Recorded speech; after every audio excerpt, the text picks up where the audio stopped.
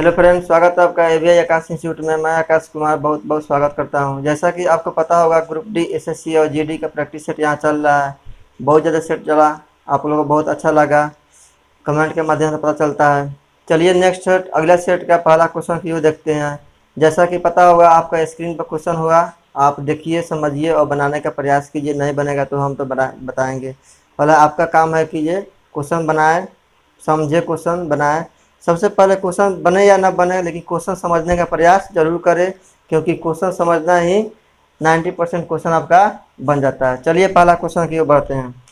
पहला क्वेश्चन दिया गया है, यदि 2x² प्लस 12x प्लस 18, यदि 2x² plus 12x plus 18 is equal to 0। तो ये तो आसान है, क्वाड्रेटिक इक्वेशन है, द्विघात समीकरण।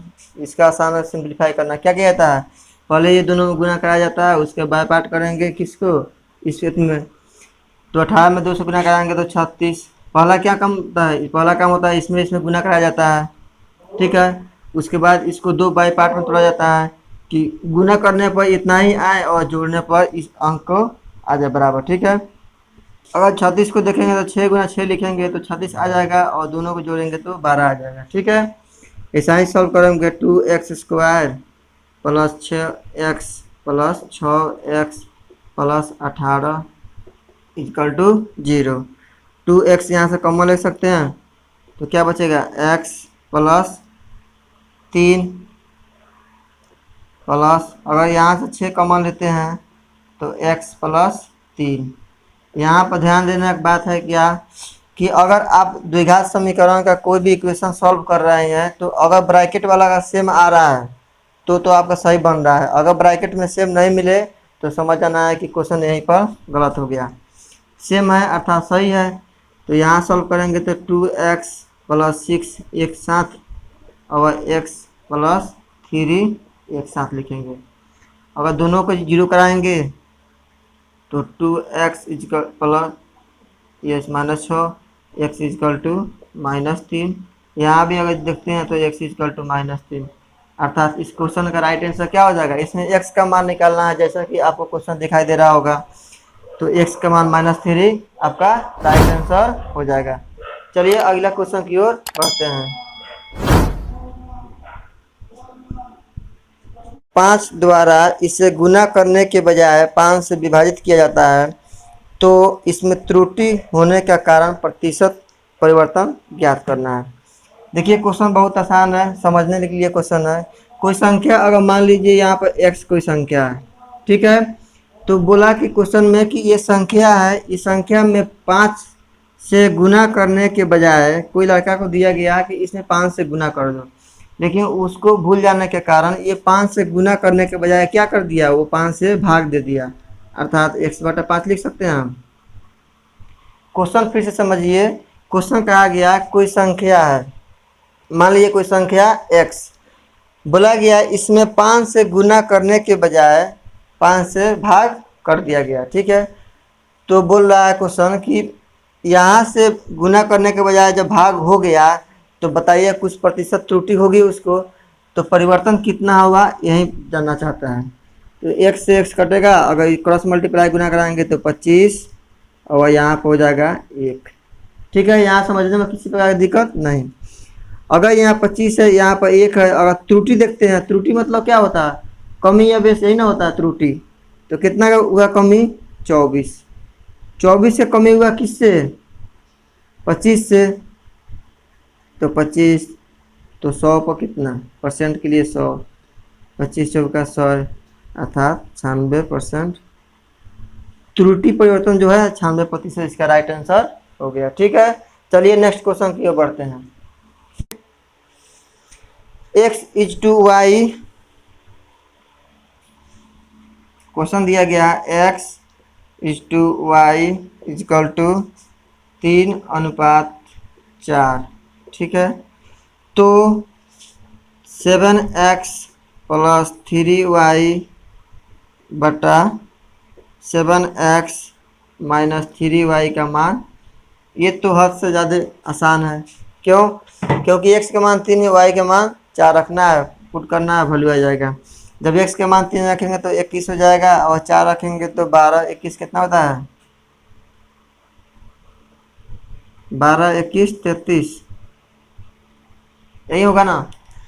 अगर x का मान यहाँ पर 3 रखेंगे तो 21 और -12, 21 -12 कितना होता है? 9। ठीक है, तो 11/3 आपका क्या हो जाएगा? राइट आंसर हो जाएगा। ठीक है, चलिए अगला क्वेश्चन बढ़ते हैं। आपका प्रैक्टिकल क्वेश्चन है ये। एक व्यक्ति है, कोई व्यापारी है, किसी वस्तु को लागत मूल्य मतलब क्या होता है? क्रय मूल्य, सीपी, कॉस्ट प्राइस। लागत मूल्य पर 1 किलोग्राम के स्थान पर 900 ग्राम तौलता है, कोई सामान तौल के बेच देता है, तो पूछा है लाभ प्रतिशत ज्ञात करें। ध्यान समझिए क्वेश्चन। क्वेश्चन दिया गया है, किसी वस्तु को कोई व्यापारी जो है 1 किलो के बजाय कितना तौल के दे रहा है? 900 ग्राम तौल के दे रहा है। तो बताइए कि प्रॉफिट तो एकदम होगा, गारंटी प्रॉफिट होगा। क्यों? क्योंकि तौलना था 1 किलो, तौल दिया 900 ग्राम, तो हानि तो नहीं होगा, प्रॉफिट गारंटी है। आइए समझते हैं। अगर सीपी मान लेते हैं, किसी वस्तु का सीपी मान लेंगे 1000 ग्राम। 1000 ग्राम अगर वस्तु का सीपी मान लेते हैं, तो 1000 ग्राम को मान लेते हैं 1000 रुपया में वस्तु बेचता है। आप नहीं भी मानेंगे तो कोई दिक्कत नहीं है, पहला क्वेश्चन ऐसा आया है इसलिए समझाते हैं जो कैसे ऐसा क्वेश्चन बनता है। मान लीजिए किसी वस्तु का कॉस्ट प्राइस, कोई 1000 ग्राम वस्तु कोई सामान खरीदे जिसका दाम कितना है? 1000 रुपया मान लीजिए। ठीक है, क्वेश्चन के अकॉर्डिंग क्वेश्चन कहा है कि अगर ये जो है ना इस सामान को बेच रहा है तो उसको बेचना कितना था? 1 केजी, लेकिन बेच कितना रहा है? 900 ग्राम। तो यहाँ पर ज़रा ध्यान दे, तो 1 केजी के मतलब 1000 ग्राम होता है, तो 1000 ग्राम के माने 1000 रुपया, अर्थात उसको बेचना कितना में था? एसपी कहते हैं बेचने के लिए, सेलिंग प्राइस, विक्रय मूल्य। तो 1000 रुपये में बेचने का वो वादा किया किसी से कि हम 1000 रुपये में ये सामान बेचेंगे, लेकिन बेचते समय क्या किया? कुछ कंजूसी किया, और लालच के कारण क्या हुआ? वो कितना में बेचा होगा? 900 ग्राम में बेचा। ठीक है, तो 1000 ग्राम को 1000 रुपया माने, तो 900 ग्राम को 900 रुपया मान लिए। ठीक, ये माने थे।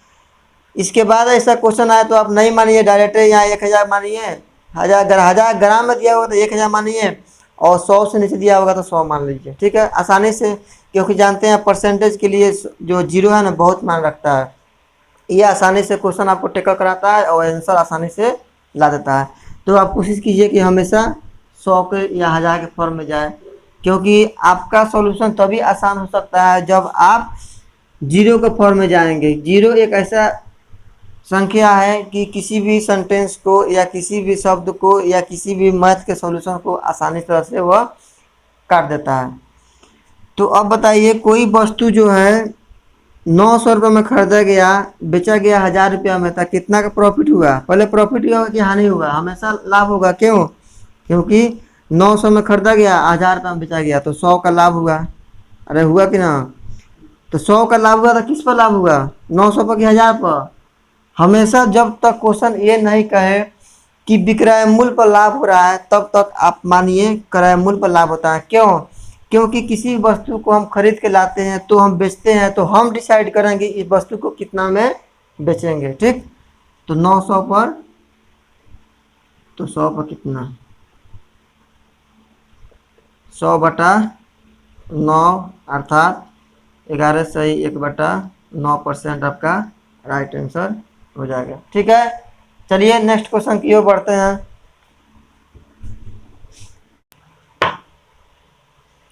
अगला क्वेश्चन दिया गया है 12, 15, 18, 27।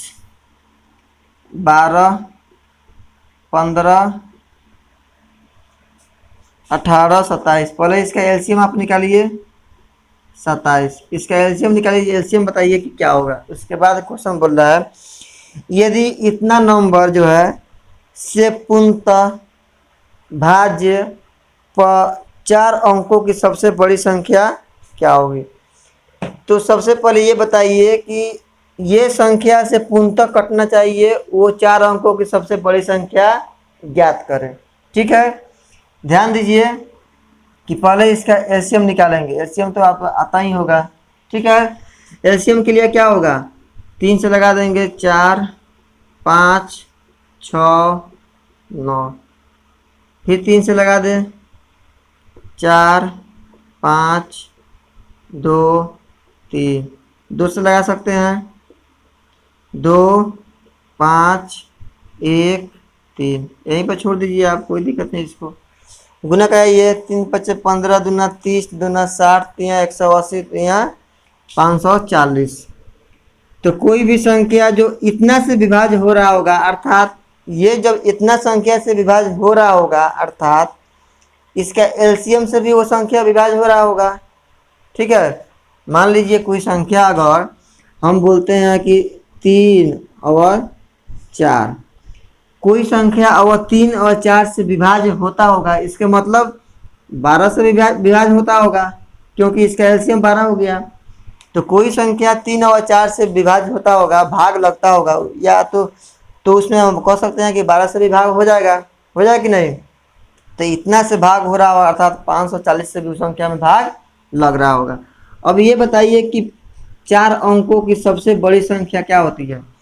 तो 1 अंकों की सबसे बड़ी संख्या क्या होती है, 9, और सबसे छोटी संख्या क्या होती है, 0। ये तो पता होगा आपको। तो 4 अंकों की सबसे बड़ी संख्या होती है 4 9। तो इसमें 4 9 से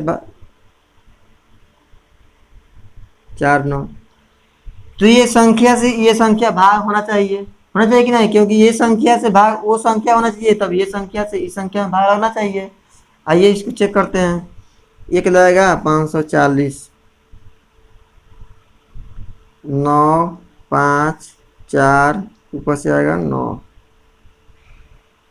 8 पच्चे 40, 9 पच्चे 45, 8 पच्चे 40 लग जाएगा। 0, 32 के 2, 3, 40 तो 3 43, सही है। अरे चेक कर लीजिएगा, 9, 7, 2, ये कट गया। ठीक है, अर्थात कहने का मतलब जो ये संख्या से जब इतना भाग दिए तो हमारा रिमाइंडर कितना आया, शेषफल आया 279। अर्थात वो संख्या, तो 4 अंकों की सबसे बड़ी संख्या 9 9 9, ये 4 अंकों की सबसे बड़ी संख्या, इसमें तो भाग देंगे इससे तो रिमाइंडर इतना आ जाएगा। अर्थात अगर ये संख्या इसमें से घटा देते हैं तो वो संख्या पूर्णतः इससे विभाज्य होगा कि नहीं, बिल्कुल होगा, एग्जैक्ट होगा। आपको अभी सॉल्यूशन बताते हैं इसको एग्जाम्पल देखकर। 2 से क्या करेंगे, घटा देंगे। ऐसा क्वेश्चन में बहुत कन्फ्यूज आता है, आप ध्यान दीजिए, इसके बाद आपका कन्फ्यूज दूर हो जाएगा। ये आपका इस क्वेश्चन का राइट आंसर हो गया। एक बार क्वेश्चन इसको दूसरा एग्जाम्पल समझाते हैं, आपको एकदम समझ में आ जाएगा। मान लीजिए कोई संख्या 5 से भाग देते हैं कोई संख्या में, तो 9 में भाग दे रहे हैं 5 से, तो कितना टाइम्स लगेगा, 1 टाइम्स 5 4, ये संख्या आ गया। कहने का मतलब मेरा अर्थ यह है कि अगर 5 से ये संख्या में 9 में भाग दे रहे हैं तो रिमाइंडर कितना आया, 4।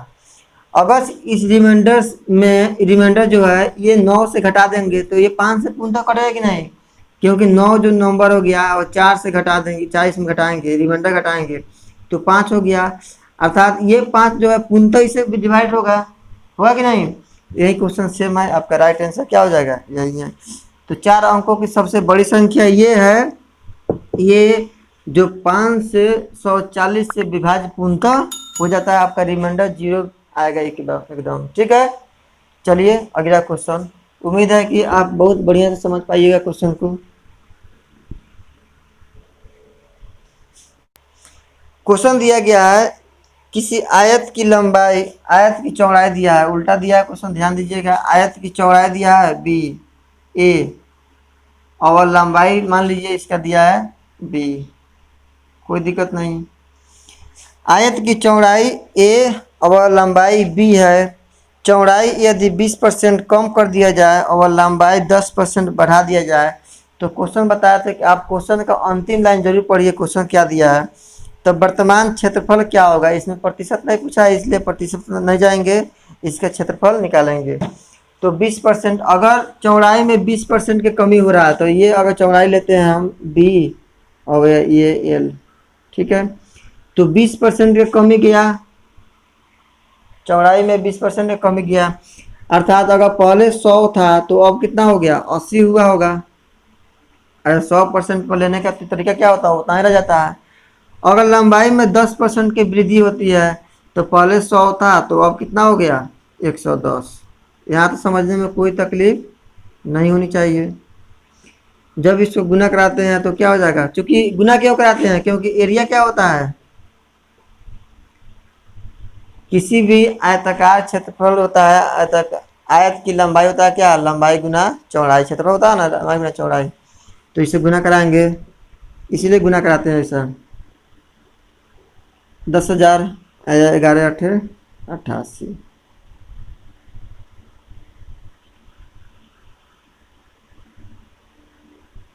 ठीक है, क्वेश्चन पूछा है कि इसका क्षेत्रफल क्या होगा, वर्तमान क्षेत्रफल क्या होगा।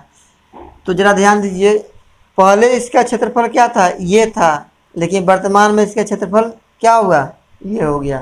तो वर्तमान इसका क्षेत्रफल ये हो जाएगा। ठीक है, अगर क्वेश्चन पूछे क्षेत्रफल में कितना वृद्धि प्रतिशत, तो जानते हैं इतना से घटा देंगे 1200 इतना बटा इतना, आपका राइट आंसर हो जाएगा।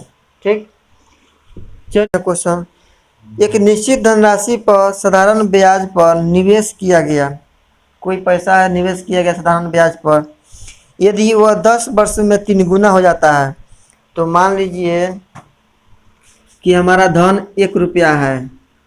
ठीक है, ये 10 वर्ष में कितना हो जा रहा है, 10 वर्ष में 3 गुना हो जा रहा है। यहाँ तक समझने में किसी प्रकार की कोई दिक्कत नहीं। जब 1 रुपया हमारा दिया गया, यहाँ मान लीजिए 1 रुपया, ये 10 वर्ष में 3 गुना हो रहा है, अर्थात ये जानते हैं क्या होता है, ये तो प्रिंसिपल होता है, ये मेरा पैसा, और ये क्या बन जाएगा, ब्याज लेके अमाउंट बन गया। जब प्रिंसिपल 1 है और अमाउंट 3 है,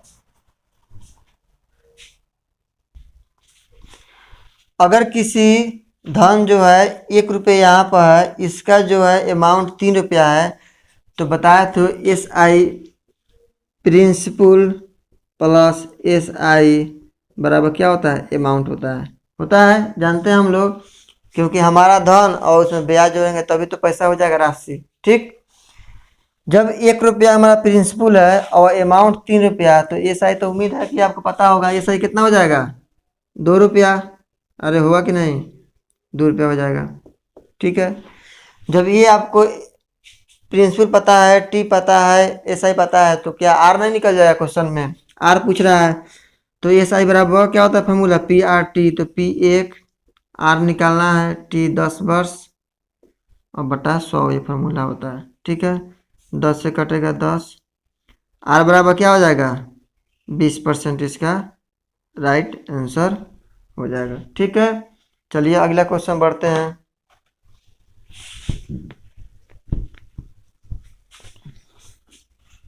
परीक्षा में 120 छात्रों का औसत 35 है, यदि सफल छात्रों द्वारा औसत जो है 39 और असफल द्वारा प्राप्त औसत 15 है, तो सफल छात्रों का औसत ज्ञात करें।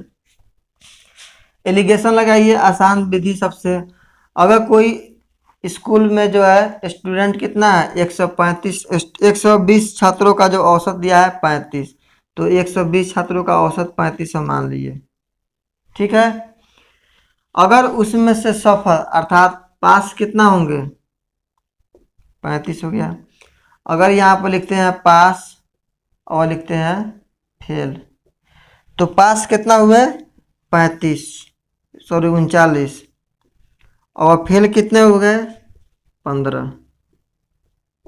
एक बार फिर समझते हैं क्वेश्चन, ये तो हो गया बायोडाटा। क्वेश्चन दिया गया है किसी क्लास का जो है किसी क्लास में 120 विद्यार्थियों का औसत 35 है। ठीक है, जिसमें से 120 स्टूडेंट जो भी थे उसमें से पास कितना हुए 39, पास विद्यार्थियों का औसत 39 और फेल विद्यार्थियों का औसत 15। आपका क्वेश्चन का लैंग्वेज बोला जाए तो ये सफल, ये असफल। ठीक है, क्वेश्चन दिया गया है जो सफल विद्यार्थी कितना आपके स्टूडेंट होंगे। एलिगेशन लगाइए, एलिगेशन लगाते हैं कि घटेगा इससे 20 और इससे ये घटेगा 4, अर्थात 5:1 हो जाएगा, कोई दिक्कत नहीं। तो 6 टोटल कितना हुआ, 6 यूनिट। तो 6 यूनिट किसको रिप्रेजेंट करेगा, कितना दिया था, 120 छात्र थे, तो 1 यूनिट बराबर कितना हो गया, 20। जब 1 यूनिट बराबर 20 हो गया तो 5 यूनिट बराबर कितना हो जाएगा, 100। अरे ये तो एक तो 20 सही है। क्वेश्चन पूछा है कि सब जो सफल स्टूडेंट है, सफल छात्र है, पासिंग वाला स्टूडेंट है, कितना स्टूडेंट है उसमें, 100 जो है पासिंग है, 120 में से 100 पास है और 20 फेल है। ठीक, चलिए अगला क्वेश्चन की ओर बढ़ते हैं। अरे कोई ट्रेन जो है, पहले लिखे डिस्टेंस बराबर स्पीड गुना टाइम। ऐसा क्वेश्चन बहुत बनाए होंगे आप, उम्मीद है कि क्वेश्चन देख के क्लियर हो गया होगा आपको। तो कोई ट्रेन जो है 180 किलोमीटर की दूरी जो है 4 घंटे में तय करता है। तो स्पीड में पता नहीं है तो स्पीड निकालना है, 4 घंटे में तय करता है। तो स्पीड बराबर क्या हो जाएगा, 45 किलोमीटर प्रति घंटा। कहने का मतलब जी वो व्यक्ति जो होगा, गाड़ी जो चला रहा होगा, कितना स्पीड चला रहा होगा, 45 किलोमीटर प्रति घंटा। इसको यहीं पर रहने दीजिए। क्वेश्चन बोला कि यही अगर यही डिस्टेंस जो है 1 घंटा और कम समय में चलाता तो उसका स्पीड क्या होगा। तो 180 किलोमीटर डिस्टेंस हो गया, स्पीड निकालना है, और टाइम 1 घंटा इससे और कम लगता तो 3 घंटा लगता होगा। तो स्पीड बराबर क्या हो जाएगा, 60 किलोमीटर प्रति घंटा। ये दूसरा ट्रेन का स्पीड आ गया, ये पहला ट्रेन का स्पीड। क्वेश्चन बोल रहा है कि दोनों जो स्पीड आया, दोनों गति या दोनों का गति का डिफरेंस क्या होगा। उम्मीद है कि आपको पता होगा। 60 में से 15 घटाएंगे, 45 घटाएंगे, क्या हो जाएगा, 15 किलोमीटर प्रति घंटा। दोनों का डिफरेंस आया। ठीक है, बिल्कुल समझ में आया होगा। चलिए अगला क्वेश्चन की ओर बढ़ते हैं। बहुत आसान है, समझना कोई कठिन नहीं है। अगला क्वेश्चन आपका दिया गया है, 2 पाइप किसी टैंक को क्रमशः 15 घंटे और 12 घंटे में भर सकते हैं, जबकि एक तीसरा पाइप इसे 20 घंटे में खाली कर सकता है। यदि टैंक खाली हो और तीनों पाइपों को एक साथ खोल दिया जाए तब टैंक को भरने में कितना समय लगेगा। क्वेश्चन बोल रहा है कि आपका एक टैंक है जिसमें 3 टूटी लगा हुआ है, नल लगा हुआ है ABC। जो जब भी क्वेश्चन लिखिए तो आप भरने वाला को प्लस डिनोट कीजिए और खाली करने वाला को माइनस डिनोट कीजिए। यहाँ माइनस लिख देते हैं, इसके मतलब ये खाली कर रहा है टंकी को, ये प्लस लिखते हैं अर्थात ये टंकी को दोनों भर रहे हैं। ठीक है, 3 नल लगा है। ध्यान दीजिए, ये आपको सुविधा के लिए बता रहे हैं, क्योंकि एक बार आप इस पर इंडिकेट कर दिए तो उसके बाद आपको क्वेश्चन पढ़ने की ज़रूरत नहीं है, टाइम बचत कर रहा है। किसी टंकी जो है ये जो है 15 घंटे में भर रहे हैं और B जो है उसको 12 घंटे में भर रहे हैं, और C जो है उसी टंकी को 20 घंटे में क्या कर रहे हैं, खाली कर रहे हैं। अगर तीनों को एक साथ खोल दिया जाए तो ये दोनों भरेंगे, ये खाली करेंगे, कंटिन्यू वे वही चलता रहेगा। ठीक है, अगर तीनों नल को एक साथ खोलेंगे तो 2 तो कंटिन्यू भरते रहेंगे, एक कंटिन्यू खाली करते रहेंगे। आइए देखते हैं, अगर ये एलसीएम तीनों का लेते हैं तो 12, 15, 20 का एलसीएम क्या होता है, 60। ठीक है, 15 चौका 60, 12 25 60, 20 3 60। या माइनस लिख रहे हैं क्यों, क्योंकि ये खाली कर रहा है, ये प्लस है दोनों। ध्यान दीजिए, अगर टंकी का जो क्षमता है, सिंटेक्स का क्षमता कितना है, 60 लीटर का, 60 लीटर में वो भर जाएगा। अगर एक दिन में ये जो है 4 घंटा भर रहा है तो 15 घंटे में ये टंकी आपको भर दे रहा होगा। ठीक, अगर एक दिन में ये टंकी इतना घंटा भर रहा होगा तो 12 घंटा में टंकी आपका भर देगा। एक दिन में आपका टंकी 3 घंटे खाली कर रहा है या 3 यूनिट खाली कर रहा है तो 20 घंटे में टंकी पूरा क्या कर देगा, खाली कर देगा, भरेगा नहीं। तीनों को अगर एक साथ खोल दिया जाए तो A प्लस B और माइनस C होगा कि नहीं, क्यों होगा, क्योंकि ये दोनों भर रहे हैं लेकिन ये खाली कर रहे हैं। तो 5 और 4 9, अगर ये दोनों को जोड़े तो 9, ठीक है, अब माइनस, ये तो खाली कर रहा है 3 3। यहाँ तक समझने में कोई दिक्कत? तो 9 में 6 घटा 6, ये जो है ये क्या डिनोट कर रहा है कि अगर 2 नल चालू है और एक खाली कर रहा है तो खाली करने वाला मतलब छोटा है, इसलिए खाली करने वाला रह गया, और जो भरने वाला नल है इस पर ये भारी पड़ गया, इसलिए यहाँ पॉजिटिव क्या डिनोट कर रहा है कि टंकी अभी भर रहा है, तीनों नल खाली होने, तीनों नल एक कंटिन्यू वे में चल रहा है, उसके बाद भी क्या कर रहा है, ये इतना ज़्यादा भर रहा है। कैसे माइनस वाला कम कर दिया इसमें, ये इतना भर रहा है, अर्थात ये 6 घंटा जो है, एक दिन में 6 घंटा नल चल रहा है तो वो पानी भर रहा होगा। जब एक दिन में 6 घंटा जो है नल चल रहा है भरने के लिए, तो 60 दिन के लिए हम मानते हैं, या टंकी पूरा फुल कितना दिन में करेगा? 10 घंटा में टंकी फुल नहीं करेगा। यही क्वेश्चन पूछा है कि अगर तीनों नल एक साथ खोल दिया जाए तो टंकी को भरने में कितना समय लगेगा? तीनों खोलेंगे एक साथ तो 10 घंटा में टंकी क्या हो जाएगा? फुल हो जाएगी। ठीक है, समझ में आया? चलिए अगला क्वेश्चन दिया गया है। क्वेश्चन दिया गया है 10 विद्यार्थियों की औसत आयु 15 वर्ष है। अगर 10 विद्यार्थियों 10 स्टूडेंट की प्रथम 15 औसत आयु कितना है? 15 वर्ष अर्थात 150। ठीक है, जब 5 नए विद्यार्थी शामिल हो जाते हैं तो ये ध्यान दीजिए, और 5 नए विद्यार्थी शामिल हो जा रहे हैं, ठीक, तो औसत जो क्या होता है 1 वर्ष की वृद्धि हो जाती है, अर्थात पहले 15 था तो अब कितना हो गया? 16। ठीक है, तो नए विद्यार्थियों की औसत आयु ज्ञात करें। देखिए 10 विद्यार्थियों की औसत आयु कितना है? 15, तो यहाँ 150 लिख सकते हैं, कोई दिक्कत नहीं, प्लस 5 गो नए विद्यार्थी आए, तो 5 गो नए विद्यार्थी आए और इसका औसत मान लेते हैं x, तो 5 नए विद्यार्थी आए उसका औसत x, तो 5x, जैसे यहाँ गुना कराए वहाँ गुना करा दिए। ठीक है, अब क्वेश्चन बोल रहा है, अब ध्यान दीजिए, पहले कितना स्टूडेंट थे? 10, 5 गो और नए बढ़ गए तो कितना हो गए? 15। ठीक है, 5 नए बढ़ गए तो स्टूडेंट तो 15 हो गया। अब जो बोल रहा है स्टूडेंट तो बढ़ा, संगे संगे उससे क्या हुआ? औसत भी बढ़ गया। तो पहले औसत कितना था? 15, तो अब बढ़ के कितना हो गया? एक बढ़ाता था 16 हो गया। यही तो बराबर करेंगे, क्यों बराबर किए? ये भी औसत, ये भी औसत बराबर हो गया, तो 150 प्लस 5x इक्वल टू 15 15 225 240। ठीक है, 5x इक्वल टू 240 माइनस 150। ठीक है, गुना भाग आप लोग देख लीजिएगा, गुना में घबराएगा तो कोई आप इश्यू नहीं है। 90/5 अर्थात 18 वर्ष क्या हो जाएगा? ये जो 5 गो स्टूडेंट आए इसका औसत क्या है? 18 वर्ष है। ठीक है, चलिए नेक्स्ट क्वेश्चन की ओर देखते हैं।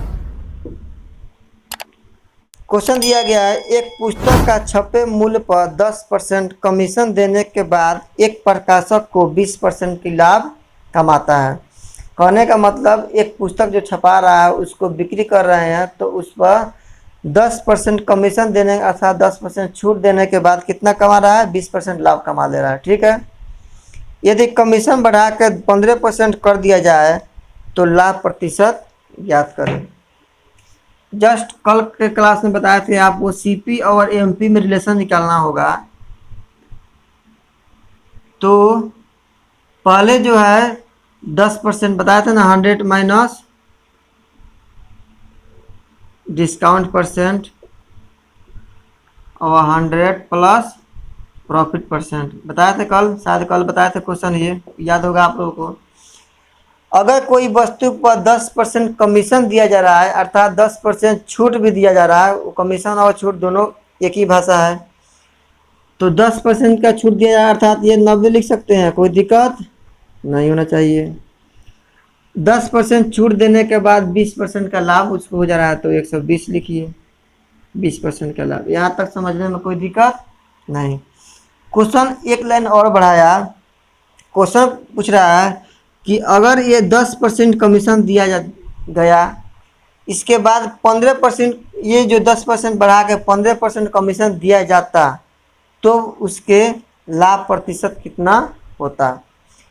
अच्छा ये बताइए, जो 90 जो था, तो अब इस पर 15% निकालेंगे ना, क्योंकि पहले 10% कमीशन दिया था, लेकिन अब बोल रहा है कि 10% ना देके अगर 15% देते तो क्या होता। अर्थात ये 100 में से जो 10% घटाया, तो फिर 90 में से 15% निकाल के घटाएंगे ना। अर्थात 90 का 15% निकालेंगे, तो 15% यहाँ पर देखते हैं, तो 15% बटा 100, अगर इसको काटेंगे तो 3/20। ठीक है, 20 पर 3 दे रहा है, अर्थात अगर इसको डिस्काउंट निकाल कर जोड़ देंगे तो 23/20 आ जाएगा। सही है या गलत है? बिल्कुल ये गलत है, क्योंकि अगर आप डिस्काउंट दे रहे हैं तो ये 90 में से क्या होगा, घटेगा, ना कि जुड़ाएगा। तो आप यहाँ पर 17 लिख सकते हैं। 17 लिखने में कोई दिक्कत नहीं। क्यों 17 लिख सकते हैं?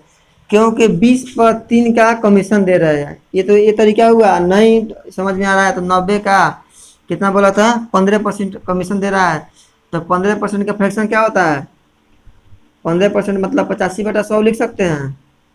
अरे बोल दो, 15% डिस्काउंट और दे रहा है, मतलब 85/100 लिख सकते हैं। इसी को काटेंगे 5 से, तो 17/25 नहीं आ जाएगा, 17/20। ठीक है, तो वहीं लिखे थे 17/20। ये आपका क्वेश्चन राइट आंसर, ये आपका राइट होगा। 1 जीरो से 1 जीरो कटेगा, 17 नामा कितना होता है, 153/2। ठीक है, जब ये भाग दे रहे होंगे तो 7, 1, 2, 6 दूना 12 और 5, इतना आपका आएगा एग्जैक्ट। आपका यही आ जाएगा, कितना आ जाएगा, अगर 15% और डिस्काउंट देता तो कितना आता हमारा, 76.5 आता। ये पहले समझ में आया कि नहीं, ये बताइए।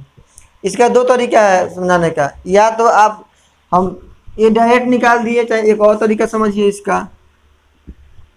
90 का 85% निकालेंगे, या 15% डिस्काउंट दिया है तो 15% निकालें, 15/100।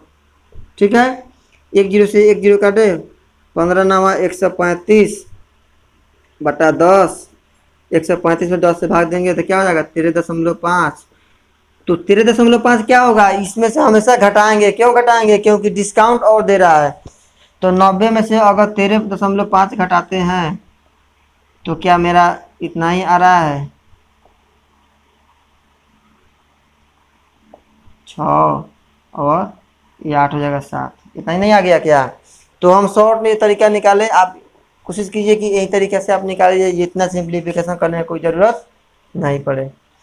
तो आपका कितना आ गया, 76.5 आ गया। अब क्वेश्चन पूछ रहा है कि लाभ प्रतिशत ज्ञात करें। तो किसी वस्तु को इतना रुपये में खरीदा गया, इतना में बेचा गया, तो लाभ क्या होगा।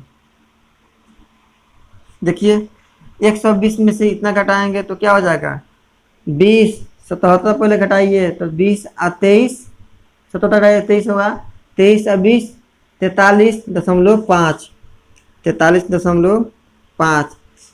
अच्छा कितना से वृद्धि हुआ, क्योंकि प्रॉफिट लॉस यही में देखा जाता है ना, कितने से, तो 76.5, तो 100 पर कितना। ठीक है, ये दशमलव हटेगा, 5 से कटेगा, 5 अट्ठे 40, 5 सत्ते 35, 5 से कम 5, 5 तियां 15, 5 तियां 15। इधर देखते हैं, 87 में 8700/100, 3 3 6 1 7 नहीं कटेगा, 133। ये आपको भाग दीजिएगा, जो भी आएगा आपका क्या होगा, लॉस परसेंट या प्रॉफिट परसेंट, जो भी आपका है, राइट आंसर आपका हो जाएगा। ठीक है, 13 3 4 23 का 52 53 56 13 छक 76, जो भी आपका है माने क्या हो जाएगा, आपका प्रॉफिट परसेंट आपका राइट आंसर हो जाएगा। ठीक, चलिए अगला क्वेश्चन की ओर बढ़ते हैं। अगला क्वेश्चन दिया गया है, एक नाव प्रवाह के विपरीत दिशा की तुलना में प्रवाह की दिशा में एक निश्चित दूरी आधे समय में तय करती है। स्थिर पानी में नाव की गति और प्रवाह की गति का अनुपात ज्ञात करें। ऐसा क्वेश्चन बताए थे आपको, बहुत बताए हैं। अगर इसको मानते हैं बी माइनस डब्लू, यहाँ पर मानते हैं बी प्लस डब्लू, बताते हैं इसका अर्थ क्या होता है। ए हो गया बोट मतलब नाव, ये हो गया वाटर मतलब पानी। बोट, नाव, ये वाटर, पानी, ये समझ में आ गया। कहने का मतलब बताते हैं, अगर नहीं समझ में आया तो प्रैक्टिकल देखिए। आप किसी समुद्र में जाइए जब हवा चल रही होगी तब आप प्रैक्टिकल इसका कर सकते हैं, एकदम प्रैक्टिकल इसका राइट है। समुद्र या पुल उल में कहीं जाइए नहाने वहाने कोई जा नहीं, ठीक। अगर हवा जिस दिशा में चल रही है वो देखिएगा, जैसे अगर धारा की प्रवाह बोले तो मतलब पानी की धारा, अगर हवा की दिशा इस माध्यम से है और कोई बोट मतलब नाव अगर उस नदी में जा रहा है इस तरह से, अगर आप हवा की दिशा इसी माध्यम से है और बोट जो है इसी माध्यम से है, तो देखिएगा कि ये बोट जो है अपने स्पीड से कुछ ना कुछ तेज़ी बढ़ जाएगी, अपने आप बढ़ जाएगा। क्यों बढ़ जाएगा? क्योंकि हवा की दिशा इसी माध्यम से है और बोट का भी दिशा इसी माध्यम से है। क्योंकि बोट तो चल रही है लेकिन हवा के माध्यम से समुद्र का जो पानी जो होता है वो भी पानी क्या होगा, एक लहर बना के चल रहा होगा। जैसा आप क्रिकेट भी खेलते होइएगा तो देखिएगा जिस दिशा में अगर बॉल जा रही है उसी दिशा से अगर हवा होगी तो बॉल कुछ तूफान स्पीड से जाती है। इसका लॉजिक यही है। कहने का मतलब ये नहीं है, आपका समझना यहाँ पर ये है कि अगर धारा की दिशा एक साथ में और आपकी हवा की धारा की दिशा और हवा की दिशा इसी साथ में हो, बोट का दिशा इसी साथ में हो तो प्लस होता है। क्यों? क्योंकि हवा के झोंक भी जाएगी और पानी का झोंक भी जाएगा। ठीक है, तो ये प्लस, अर्थात ये जो है एक दिशा में दिशा की प्रवाह की हो जा रही है, दिशा की दिशा में जा रही है, दिशा प्रवाह की दिशा में जा रही है, साथ चल रही है। प्लस के मतलब हवा और बोट और पानी तीनों साथ चल रही है। ठीक है। माइनस के मतलब कि समुद्र का जो जल की दिशा इसमें है और हवा की दिशा इसमें है। तो देखिएगा आप अगर सुबह वॉकिंग करने जाते होइएगा, टहलने जाते होइएगा, चाहे कहीं दौड़ रहे हैं, तो अगर इसमें आप इस दिशा से दौड़ रहे हैं उस दिशा से हवा होगा तो वो आपको टगलने का कोशिश करेगा, मतलब उसे धक्का देने की कोशिश करेगी कि आप पीछे रहे। ठीक है, तो ये माइनस होता है। तो समझाने का मतलब यही होता है कि हवा की दिशा, समुद्र लहर की दिशा या पानी की दिशा अगर विपरीत होता है तो माइनस, और एक ही दिशा में होता है तो प्लस। आप समझ पाए होंगे क्यों माइनस प्लस होता है, क्योंकि हवा के साथ कुछ दिशा लग रहा होगा तो प्लस, और ये विपरीत लग रहा है, ये भी धक्का दे रहा होगा कि आप आगे नहीं बढ़िए। ठीक, तो माइनस। ठीक है। क्वेश्चन क्या है कि धारा की प्रवाह की दिशा, धारा की विपरीत दिशा और धारा के प्रवाह की दिशा के जो है आधे समय में ये धारा की विपरीत दिशा चल रही है, एकदम चलेगी क्योंकि धारा की विपरीत दिशा तेज चलती है। तो का मतलब गुना, तो 1/2 इससे गुना हो जाएगा। यहाँ तक समझने में कोई दिक्कत? ये सिंपल बन रहा है कि अगर कोई व्यक्ति जा रहा है तो धारा के जो विपरीत दिशा होगा धारा के एक और दिशा से आधा ही चलेगी। क्यों चलेगी आधा? क्योंकि धक्का मार के पीछे कर रहा होगा, कि नहीं? ये तो खूब तेज में जा रहा होगा। इसी को सॉल्व करने का क्रॉस मल्टीप्लाई गुना करेंगे, 2b minus 2w equal to b plus w। ठीक है, ये b को इधर लाएंगे, b के लाएंगे इधर तो b, और ये w के भेजेंगे इधर तो कितना हो जाएगा, 3w हो जाएगा। तो b/w अर्थात 3:1 लिख सकते हैं इसको। यही तो आपका क्वेश्चन बोला था, कितना अनुपात क्या होगा, तो अनुपात में चेंज करना है। क्वेश्चन बोल रहा था कि नाव की दिशा और धारा की दिशा का अनुपात क्या है, 3:1 आपका राइट आंसर हो गया। बिल्कुल समझ में आया होगा, उम्मीद है। यही करते हैं। ठीक है, चलिए अगला क्वेश्चन की ओर बढ़ते हैं। ए किसी कार्य को अकेला 8 दिनों में कर सकता है और बी अकेला उसी काम को 15 दिनों में कर सकता है। तो मान लीजिए ए किसी काम को जो है 8 दिन में कर सकता है और बी जो है उसी काम को जो है 15 दिन में कर सकता है। इसी काम को, ध्यान दीजिए लैंग्वेज पर ध्यान दीजिए, क्वेश्चन का लैंग्वेज क्या बोल रहा है। इसी काम को जो है 15 दिन में कर सकता है। ए और बी ने 3600 रुपया में कार्य करने की जिम्मेदारी ली। कौन कौन? मात्र ए और बी। ए और बी जो है किसी काम को जो है जिम्मेदारी कितना में ली? 3600 रुपया का टेंडर लिया कि 3600 रुपया में हम ये काम कंप्लीट आपका कर देंगे। ठीक है, लेकिन जब ये दोनों बंदे से काम नहीं हुआ, ए और बी से काम नहीं हुआ, तो तीसरा व्यक्ति के सहारा लिया और सी की मदद से उन्होंने काम को 5 दिन में ख़त्म कर दिया। जब ये दोनों बंदे से काम नहीं हुआ तो क्या हुआ? तीसरा से हेल्प मांगा, तो बोला है कि तीनों मिलकर ए बी सी की सहायता लिया, इसलिए तीनों के साथ में आ गया। सी की सहायता से कितना में कंप्लीट कर दिया? 5 दिन में कंप्लीट कर दिया। यहाँ तक समझने में कोई प्रकार की दिक्कत? आप क्वेश्चन को पढ़ते जाइए, क्वेश्चन को सॉल्व करते जाइए, कोई दिक्कत नहीं, आसानी से क्वेश्चन बन जाता है। अब ये तरीका क्या होता है? तीनों का एलसीएम लेते हैं, तो 8, 15, 5 का एलसीएम क्या हो जाएगा? 120। ठीक है, तो 8, 15, 15, 8, ये 24, 25। ध्यान दीजिएगा, इसका हेल्प लिया गया, इसका मदद लिया गया, तो क्वेश्चन पूछा है इसी का जो इसको जो है इस पैसा में से कुछ ना कुछ मिला हुआ कि नहीं मिला हुआ, क्योंकि इसका मदद के लिए ही आया है तो कुछ मिला है। और क्या मिला है? पैसा। वही पूछा है कितना पैसा उसको सी को मिला जो एक्स्ट्रा फालतू में आया। चूंकि पैसा कितने में बांटा गया? 2 में बांटा गया, तो 15, 8, 23, तो 23 यूनिट बराबर क्या है? 23 यूनिट रिप्रेजेंट करेगा 3600 को। जब 3600 में 23 से भाग करेंगे, 3600 में 23 से भाग दे रहे होंगे,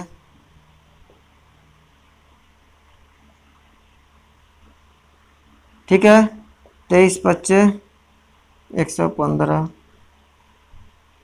5, 1, 0, 23 छक, ठीक है, 23 7 7 दूना 14, 21, 23 17 नहीं रहेगा, 18 और 12, 1, 13, ठीक है, 12 यहीं पर आन दीजिए, दशमलव आएगा, समथिंग आएगा। करने का मतलब 1 यूनिट बराबर कितना आया? 156 पॉइंट समथिंग कोई आया होगा। ठीक है, मेनली आप याद रखिए 156 तो आया ही होगा। ठीक है, तो 1 यूनिट बराबर 56, तो आप ध्यान दीजिए जरा, यहाँ पर गौर फरमाइए, A plus B plus C is equal to, तीनों को जोड़ेंगे, A plus B plus C is equal to कितना आया था? 24। अब ऐसा नहीं करेंगे, तीनों जोड़ देंगे। क्यों नहीं जोड़ेंगे? क्योंकि ए प्लस बी प्लस सी तीनों का मान तो यहाँ पर ऑलरेडी है 24 है, तो ये 1 दिन की कार्य क्षमता उसका होगा। ठीक, तो जिसमें से ए प्लस बी कितना होगा? दोनों मिलाएंगे तो 24 हो जाएगा। अरे होगा कि नहीं होगा? 23 हो जाएगा, सॉरी 23 होगा, हो जाएगा। तो सी में क्या जोड़ेंगे कि 24 हो जाएगा? क्योंकि तीनों का कार्य क्षमता 24 है और ये दोनों का 23 ले लिया, तो क्या जोड़ेंगे? बिल्कुल 1 जोड़ेंगे तो 24 हो जाएगा। ठीक है, तो 1 यूनिट बराबर 156, यही तो बेसिकली 1 यूनिट का मान पूछ रहा है। तो 1 यूनिट मान अर्थात सी को कितना रुपया मिला? 156 दशमलव समथिंग कोई पॉइंट, अर्थात 156 इसका क्या हो जाएगा? रुपया मिला है। किसमें से मिला? 3600 रुपया में से 156 रुपया सी को मिला, बाकी बी में, ए और बी में डिवाइड पैसा ये हो गया। अब यहाँ पर क्वेश्चन आता है आपका, ऑप्शन में 156 नहीं था, आपका यही बात क्लियर कर दे कि ऑप्शन में 156 नहीं है। ऑप्शन आपका दिया गया है 150, 225, 180 और 240। तो आप ध्यान दीजिए कि ऑप्शन में आपका 156 नहीं है, तो अर्थात हम 150 क्या होगा? ऑप्शन ले सकते हैं। क्यों? क्योंकि सबसे नज़दीकी ऑप्शन इसका यही है।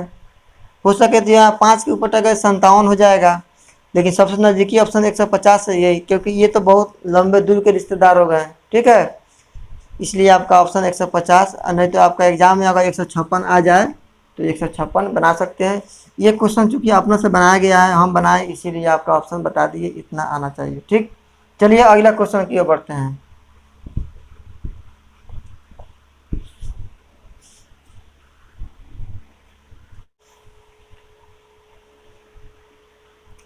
अगला क्वेश्चन दिया गया है दो संख्याओं का अनुपात 3:5 है। दो संख्याओं का अनुपात दिया गया है 3:5। ठीक है, प्रत्येक संख्या में 10 बढ़ा दिया जाए तो प्रत्येक संख्या में 10 बढ़ाया जा रहा है। बढ़ा देने पर अनुपात कितना हो जाता है? 5:7 हो जाता है। अनुपात कितना हो जाता है? 5:7। तो पूछ रहा है ये संख्या ज्ञात करें। तो इसका सिंपलेस्ट फॉर्म बताते हैं, एक डिटेल में बताएंगे, डिटेल आप बना लीजिएगा जो मन करें। कह रहा है जो दो संख्याओं का अनुपात इतना था, प्रत्येक में 10 जोड़ा जा गया तो इतना आ गया। तो प्रत्येक में आप 10 जोड़े तो इसमें आसान है, इस दोनों का डिफरेंस लीजिए। दोनों का डिफरेंस क्या होगा? 2। तो 2 यूनिट बराबर 10 जोड़ा जा रहा है तो 1 यूनिट बराबर 5। तो पूछ रहा है क्वेश्चन में पहला जो संख्या दिया गया वो संख्या बताया, तो 5 यहाँ ये हो जाएगा 15, ये हो जाएगा 25। ये तो हो गया क्वेश्चन का आपका right answer, short trick with short trick. थोड़ा लॉन्ग मेथड जानते हैं इसका, क्योंकि ऐसा क्वेश्चन में बहुत लड़का उलझते हैं। आइए इसके बाद उलझन नहीं होगा आपको। जब ये संख्या 3-5 के अनुपात में दिया है तो अगर 3x मानते हैं और यहाँ पर 5x मानते हैं तो कोई दिक्कत नहीं होना चाहिए, क्योंकि लॉन्ग मेथड जा रहे हैं तो x का मानना ही पड़ेगा। शॉर्ट मेथड तो यहाँ देख लीजिए। ऐसा क्वेश्चन में बहुत उलझ होती है, इसलिए इसको बताते हैं थोड़ा लॉन्ग की, ऐसा आसानी से। ये भी आसान है, कोई लॉन्ग इसमें है नहीं। तो मान लीजिए 3x और 5x मान लीजिए। क्वेश्चन बोल रहा है कि प्रत्येक में 10 जोड़ा जाए, तो 3x प्लस 10 जोड़ दिए और 3x प्लस 10 इसमें भी जोड़ दिए। प्रत्येक में 10 जोड़ दिए तो अब संख्या का अनुपात कितना हो जा रहा है? 5:7। तो 5/7। ठीक है, अब इसको सॉल्व करते हैं। क्रॉस मल्टीप्लाई गुना होगा, क्या हो जाएगा? 15, इससे गुना हो जाएगा 21x प्लस 70 इक्वल यहाँ 5 होगा। 5 क्यों होगा? क्यों 3x प्लस 10 और 5x प्लस 10। क्रॉस मल्टीप्लाई इसी गुना कराते हैं। 25x plus 50 equal to 21x plus 70 हो जाएगा। 25 4x इक्वल टू 20 लिख सकते हैं। तो x इक्वल टू क्या आ गया? 5 आ गया। x इक्वल टू वहाँ पर 1 यूनिट का मान 5 आता है, x इक्वल टू 5। तो 5 यहाँ 15, 5 बचा 25। ठीक है, इसका एक और तरीका है बनाने का, आप प्रयास कीजिए। या तो ये बना ले या ये बना ले, जिसको जो समझ में आए। बहुत तरीका है, प्रत्येक क्वेश्चन का 2 या 3 तरीका होता है बनाने। सतह का रंगा जाना है। 10 मीटर जो है व्यास वाले, अगर d जो दिया गया है 10 मीटर, कोई गोला है, ठीक है, मान लीजिए ये गोला है, इसको बाहरी सतह को रंगना है। ठीक है, तो 10 मीटर दिया गया तो r बराबर क्या हो जाएगा? 5 मीटर। इसका आधा होता है ना। ठीक, क्वेश्चन दिया गया इसे रंगने में संक्रीट कोई लगता है, संक्रीट लागत क्या होगी? यदि रंगने का लागत लागत जो है 80 रुपया प्रति वर्ग मीटर स्क्वायर। ध्यान दीजिए, क्वेश्चन दिया गया 80 रुपया, इसके लागत जो लग रहा है 80 मीटर वर्ग मीटर स्क्वायर दिया गया। ये किसको डिनोट कर रहा है? क्वेश्चन बता रहे थे इस समय कि जब भी आप मेंसुरेशन या ज्योमेट्री का क्वेश्चन देखें तो उसका यूनिट पर जरूर ध्यान दें, क्योंकि ये यूनिट जो है यह डिसाइड करता है कि ये क्या निकाला, एरिया निकाला है कि वॉल्यूम निकाला है। अगर हम कोई भी क्षेत्रफल निकालते हैं किसी भी चतुर्भुज या किसी भी मेंसुरेशन में, तो मीटर स्क्वायर में निकालते हैं। हम जानते हैं कि मीटर स्क्वायर में निकलता है।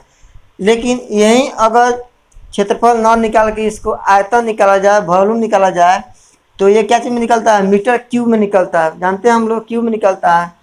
चूँकि ये जो दर्शा दिया हमको मीटर स्क्वायर, अर्थात ये इसका क्षेत्रफल निकाला होगा तभी ये गुना किया होगा तो मीटर स्क्वायर। बात समझ में आ रही होगी।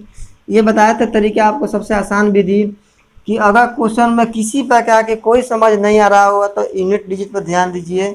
कि अगर समझ में नहीं आओगे, आयतन निकालना है, क्षेत्रफल निकालना, बहुत सारा कन्फ्यूज होता है, तो इसका यूनिट डिजिट ध्यान दीजिए। यूनिट डिजिट पर इसका इकाई अंक क्या बोल रहा है। अगर स्क्वायर होगा तो समझ जाइए कि इसका क्षेत्रफल निकाला होगा।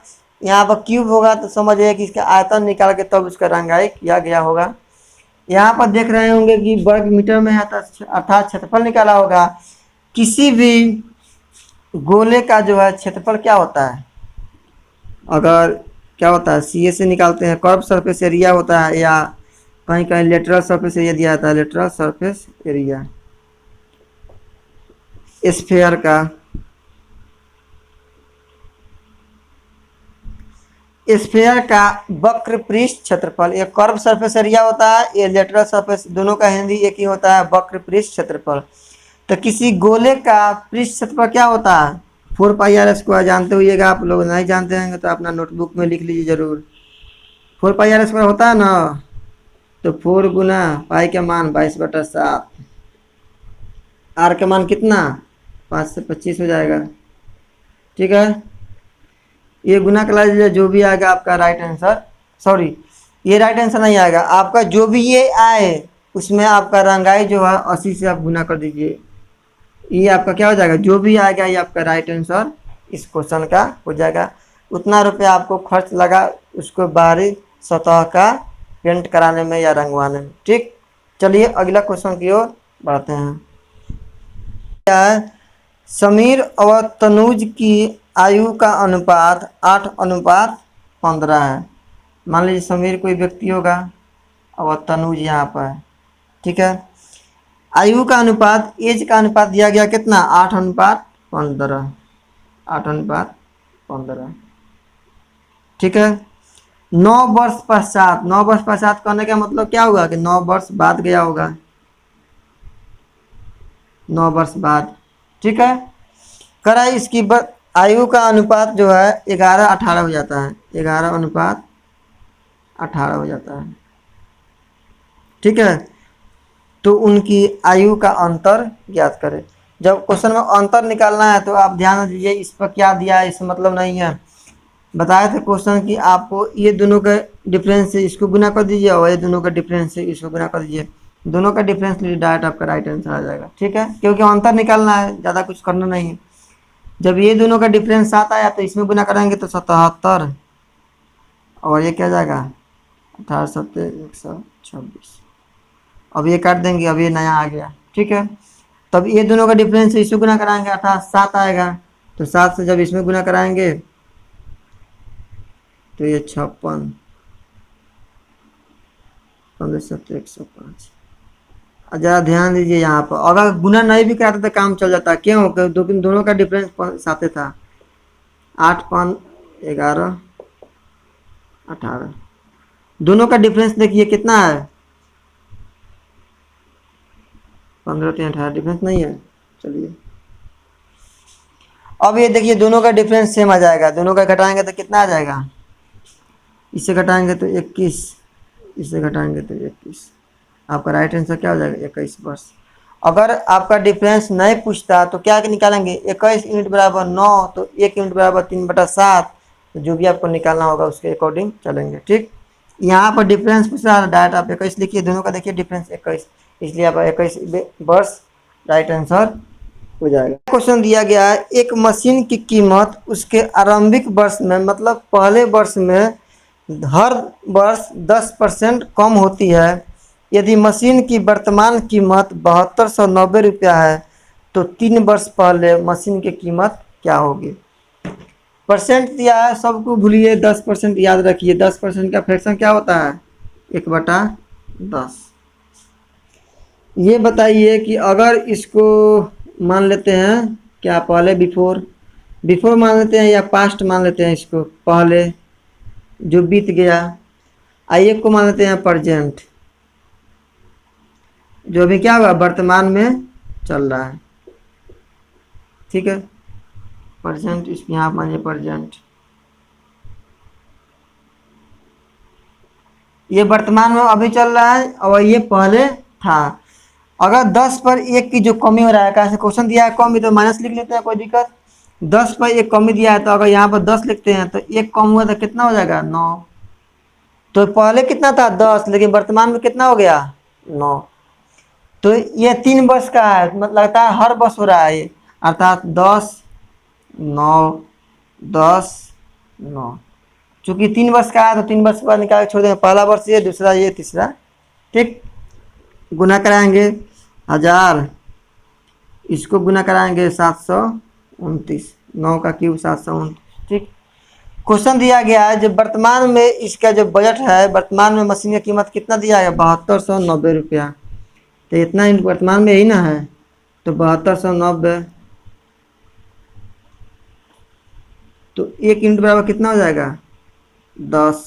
जब 1 यूनिट बराबर 10, तो 3 वर्ष पहले क्या रहा होगा, इसमें 10 से गुना कराएंगे, अर्थात ये मशीन का कीमत कितना होगा 3 वर्ष पहले, 10,000 रुपया होगी कीमत। ठीक है, चलिए अगला क्वेश्चन की ओर बढ़ते हैं।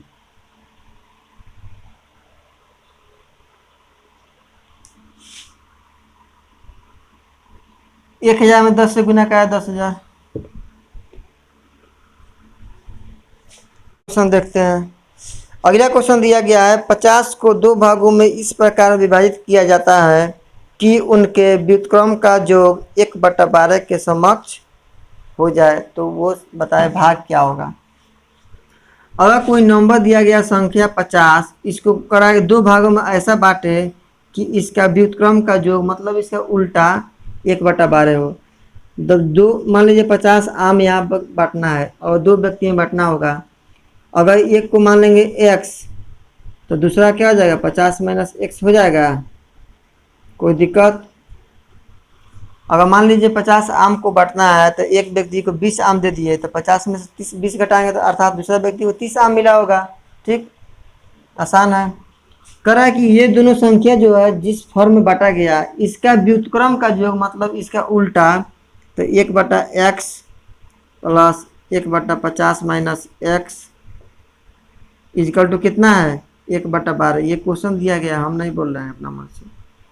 इसका व्युत्क्रम का योग 1/12 दिया गया है, तो पूछ रहा है कि ये दोनों नंबर ज्ञात करें क्या होगा। आइए देखते हैं, ये दोनों का एलसीएम क्या हो जाएगा, x इंटू एक्स माइनस 50 हो जाएगा। अगर यहाँ पर देखते हैं तो 50 minus X plus X equal to 1/12, ये x कट जाएगा, माइनस प्लस है। ठीक है, यहाँ पर क्या लिख सकते हैं, x into x minus 50 minus x है, यहाँ पर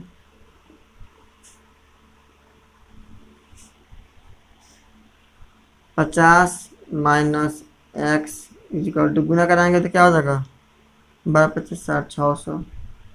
यहाँ तक कोई दिक्कत नहीं। जरा यहाँ पर ध्यान दीजिए, ये क्वेश्चन बनाने का मतलब था यहाँ समझाना था कि कुछ पॉइंट यहाँ से क्या निकलेगा। यहाँ 2 तरीका है क्वेश्चन बनाने का, या तो आप x से गुना कीजिए, क्वाड्रेटिक इक्वेशन आएगा, x स्क्वायर के फॉर्म में जाएगा तो उससे आप x का मान निकाल लीजिए। लेकिन मेरे ख्याल से जब भी ऐसा क्वेश्चन आपको एग्जाम में दे तो आपको ऑप्शन सामने रहेगा, वो ऑप्शन को पुट कीजिए और मान निकालिए, क्योंकि आपको यहाँ से सॉल्व कीजिएगा, क्वाड्रेटिक इक्वेशन निकालेगा, उसको सॉल्व कीजिएगा तो एटलीस्ट 5 से 7 सेकंड आपको टाइम लग जाएगा।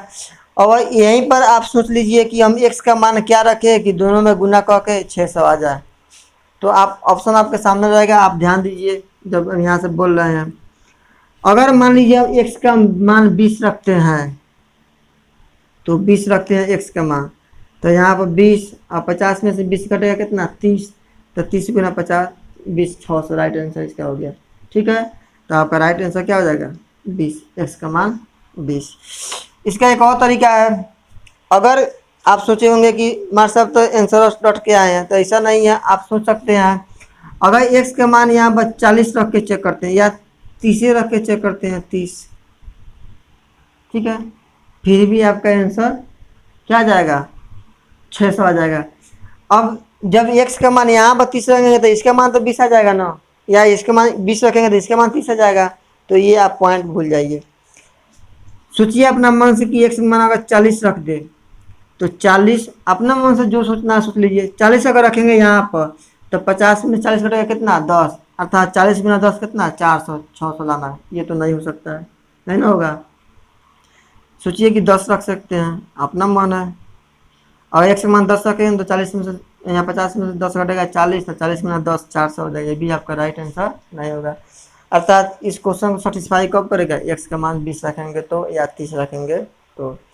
कहने का मतलब यहाँ समझाने का अर्थ यही है कि ऐसा क्वेश्चन जब भी आए तो हो सके तो आप टाइम बचाने के लिए यहीं पर गुना वुना कर लीजिए, ऑप्शन रखिए, मान निकालिए, क्योंकि आप यहाँ से सॉल्व कीजिएगा एटलीस्ट 5 से 7 सेकंड आपका टाइम खा जाएगा ऐसा हो, जो आपके एग्जाम के पॉइंट ऑफ व्यू से बहुत कीमती समय हो।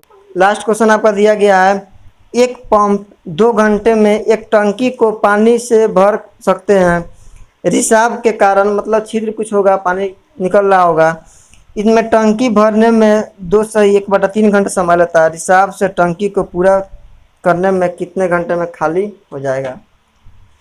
मान लीजिए एक किसी टंकी को भरने में 2 घंटा समय ले रहा है, ये क्वेश्चन दिया नहीं, क्वेश्चन दिया गया, हम मान नहीं रहे हैं, और बी जो है वो खाली भी कर रहा है, उसमें रिसाव भी है, भर भी रहा है और खाली भी कर रहा है, रिसाव भी है, तो कितना दिया है क्वेश्चन, 2/1/3 घंटा समय ले रहा है भरने में, लेकिन ये भर भी रहा है साथ में खाली भी कर रहा है, ध्यान दीजिए। तो अगर इसको ऐसा लिख दे 2/3/7/3 लिख सकते हैं, अरे बोल दो, 2/1/3 को क्या लिख सकते हैं, 2×3=6=7 ठीक।